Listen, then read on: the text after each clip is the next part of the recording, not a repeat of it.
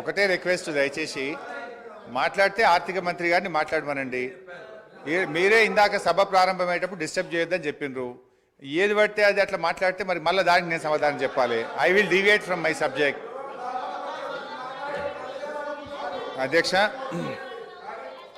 భారతదేశం అధ్యక్ష, నేను కొత్త సభ్యుని కావచ్చు, కానీ పార్లమెంట్లో ఉన్న చట్టసభల గురించి గౌరవం ఉంది.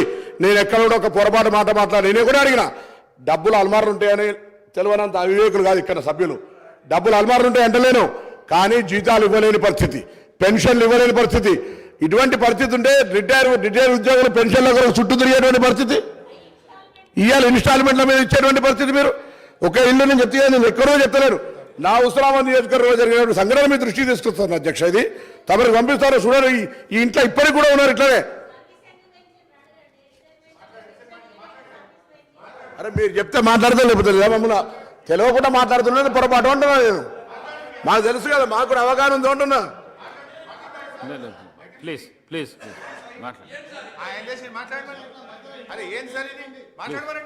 ప్లీజ్ మాట్లాడండి హరీష్ రావు, ప్లీజ్ మాట్లాడండి.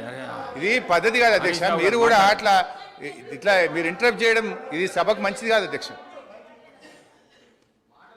అధ్యక్ష, ప్రజాస్వామ్యం దేవాలయంగా భావించే పవిత్రమైనటువంటి ఈ శాసనసభ వేదికగా రాష్ట్ర ఆర్థిక పరిస్థితి పటిష్టంగా ఉందని, బీఆర్ఎస్ ప్రభుత్వ హయాంలో ఆర్థిక నిర్వహణ సమర్థవంతంగా జరిగిందని నిరూపించే వాస్తవాలతో కూడిన స్థూల ఆర్థిక వివరాలు మీ ద్వారా ఈ సభ ముందుంచే ప్రయత్నం చేస్తాం అధ్యక్ష.